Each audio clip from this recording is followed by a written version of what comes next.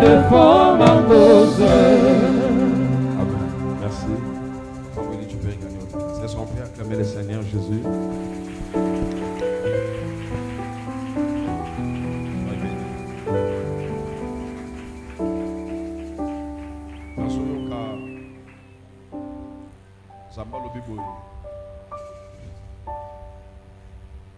C'est une prophétie. C'est un événement qui m'a payé ma case. Je vais te laisser mon ambo canabiso na début avril. Il faut enregistrer la prophétie. J'ai prophétisé sur beaucoup de choses pour notre pays. Beaucoup de choses. Pona mboka na biso makambo ebele. Parce au mois de février, j'avais prophétisé qu'on va arrêter beaucoup de généraux. Mobo eleki na sakolaki bakokanga ba généraux ebele. J'ai des vidéos ici. Nazana bibilili awo. J'ai prophétisé beaucoup de choses. Na sakoli makambo ebele. De la part du Saint-Esprit. Na nzela ya molimo mo santo. Si je parle si le Saint-Esprit me parle. Pona lobaka soki molimo mo santo lobi na ngana loba. Moi je suis pas un voyant, je suis un prophète de Dieu. Ngana za mosakoli na nzambe. Le Seigneur me dit ceci. Kola lobi boye. Quelque chose de bizarre, ça allait se passer dans notre pays. Eloko moko ya malamu te lingaki eleka na mboka. Je vois clair dans mon esprit. Na moni malamu na molimo nanga. Début avril. Le 2 avril. Début avril, c'est-à-dire je vois partir du 4 avril, le 5, le 6 jusqu'au 10 avril. Nazo banda ko banda mokolo mi balé ya misato mine kino 10 avril. Et le Seigneur est en train de me dire ceci. Enkolo azoloba. Que l'église, nous puissions beaucoup prier ce matin pour notre pays. Et yamba to bondela mingi pona mboka na biso tongo na lelo. Prier aussi pour notre président. Ko bondela pe pona mokambi ya mboka na biso. Ainsi me parle le Saint-Esprit. Et molimo mo santu azoloba. Mois d'avril 2026. Sanza ya mine ya mobu oyo. Traverser le mois le plus difficile de notre pays. Nonga kitoleke ba ngonga moko ya pasi makasi na mboka. C'est ce que le Saint-Esprit est en train de me dire. Eza o molimo mo santu azoloba na ngai. Mais Dieu me dit ceci. Enzamba azoloba boye. Le malheur n'arrivera pas. Boale ekokoma te. Mais il y aura des signes. Kasi ekozala na bilembo. Pour savoir que Dieu avait parlé. Pona koyeba ete nzambe alobaki. C'est quelque chose de brusque qui voulait se passer. Soki eloko moko ya lombango elingaki esalema. Dans ce mois d'avril là, on va perdre même beaucoup de personnes qui vont décéder. Et na moni na sanza mine yuana batu ebele pe kukufa. Je vois des personnes reconnues dans notre pays. Nazomona batu oyo bayebani misusu na mboka awa. Bazo kufa. Mais pour notre pays, kasi pona mboka na biso, le Seigneur n'a pas voulu que la mort frappe au sommet de notre pays. Nzambe alingaki te liwa ebeta na songe ya mboka. Vous savez, quand la mort arrive, la mort arrête même la promesse de Dieu. Tango liwa ezoya ezotelemisa ta okokisema bilaka na Nzambe. Je vois clair dans mon esprit des écoles qui étaient fermées. Nazale komona na molimo nanga bakalasa Le kokangama. 31 décembre 2024, j'avais prophétisé là-bas à l'église. 31 décembre 2024 na sakolaki na eyamba. J'avais dit à l'église, je suis en train de voir janvier 2025, février 2025.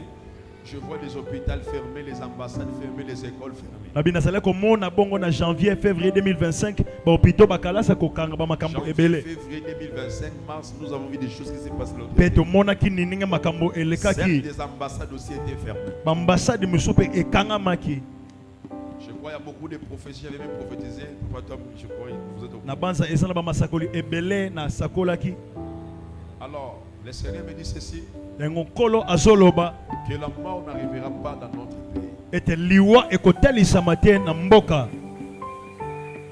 Dans les jours qui arrivent, Na mikolo ezakoya, on va même aussi arrêter des personnes qui sont très influentes, très élevées de notre pays. bakokanga ata bato misu oyo bayebani batombwama na mboka. Sur des réseaux sociaux.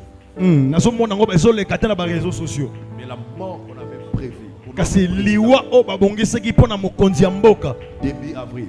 Ne bandeli ya sansa minei. Le Seigneur n'a pas permis. Nzambe apesi nzela te. Parce que ce que j'ai vu dans mon esprit, c'était bizarre. Po eza ona moni na molimo na ngai. C'est-à-dire pour dire la chose vraie, je voyais la guerre dans notre pays. Na pona koloba na bana komona neti bitumba na kati ya mboka. Quelque chose inattendu. Eloko moko bato babande kozela te. Mais le Seigneur n'a pas voulu. kasi nzambe apesi nzela te. Le Seigneur nous a donné la victoire. Kolo apesi biso elonga.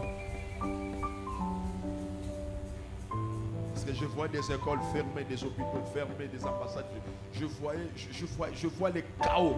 Namoni penza mbilinga bakalasa ba hôpitaux ba makambo ebele kokangama. Le Seigneur m'a dit ceci. Kasi kolo alobi Écoutez la voix de la prophétie. oyoka mongongo ya lisakoli. Cela n'aura pas lieu et cela n'arrivera pas. Eko salema te pe eko koma te. Le Seigneur Amen. m'a dit que cela n'arrivera pas. Kolo alobi eko salema te. À Amen. la fin, nous allons prier pour notre pays. Pena suka tokobondela pona mboka na biso. Il y a beaucoup de choses que j'ai réussi. Eza na makambo ebele nzambe apesi ngai. Mais à l'église, on reçoit beaucoup de personnes. Ne yamba to yambaka bato ebele. On ne sait pas qui est qui. Toyebi te nani aza nani. Mais nous, on parle de la part du Saint-Esprit. Kasi biso tozoloba pona ntina molimo mosantu. Parce que c'est notre pays. Po eza mboka na biso. Et le Seigneur va nous donner la victoire. Pe kolo apesi biso elonga. Le Seigneur me dit ceci, Kolo alobi boye. que beaucoup de gens Dieu va visiter. Bato ebele bakokutana na loboko na nzambe na bomoi na bango. Même si tu ne crois pas, moi je crois. Ata ozondima te nga na zondima.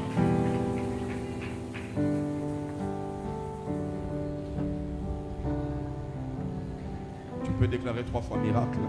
Miracle, miracle, miracle. Est-ce qu'on peut acclamer le Seigneur Jésus? Tobeteli kolo Yesu Masiya maboko makasi. Est-ce qu'on peut acclamer le Seigneur Jésus? Est-ce que tobeteli Yesu Masiya maboko makasi? Acclamer le Seigneur Jésus. Démocratique. Tozwe bisanzambe a établi kimia na kati ya mboka oyo. Tomona mongongo pe sambela na kombo na Yesu.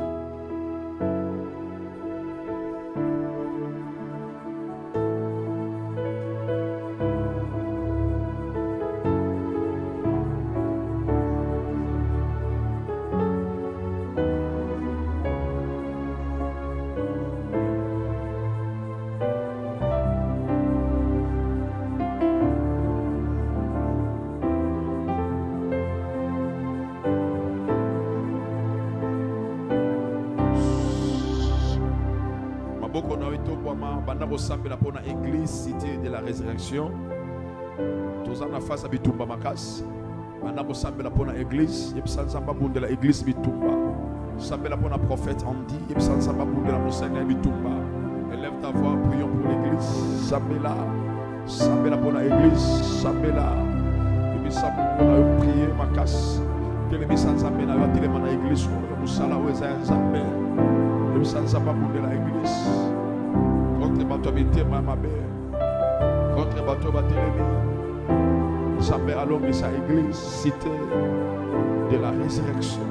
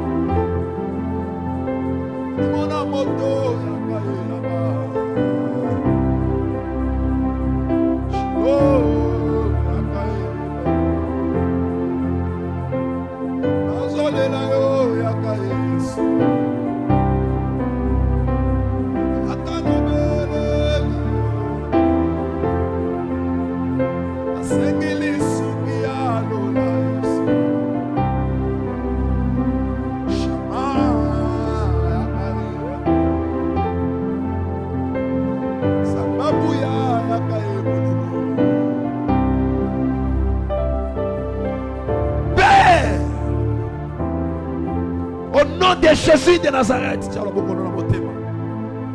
Asambeli pona yo pe pona famille na yo. Bawo basala ki programme bakufa na 2026 na longoli kombo na bango. Ce qu'on l'a dit dans Amen, comme on a eu compte dans la liste de votre repas,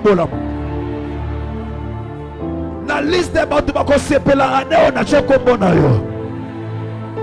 Oh, il y a l'objet, Amen, ça met dans la commission invisible. Ça met dans la commission intouchable. Mongo et Landayo. Témoignage Landayo. Miracle dans l'objet Landayo. Ce qu'on l'objet, Amen, bima un miracle. Ndakuna yo nzamba batela. Famille na yo nzamba bomba. Nzamba cité de la résurrection. Ça l'appelle Nzamba na yo. Partageons, oui, le bonheur et la grâce m'accompagnent tous les jours de ma vie. Et j'habiterai dans la maison de l'Éternel jusqu'à la fin de mes jours. Amen. Zamba Pambolayo, bon après-midi, Basala Nzambe, Baso Sambe la bonne mission protection, Bimnayo, action de grâce, loyer de l'église, achat parcelle, Olekito Sambeli Ponayo. Action de grâce, contribution pour Namoussala Nzambe.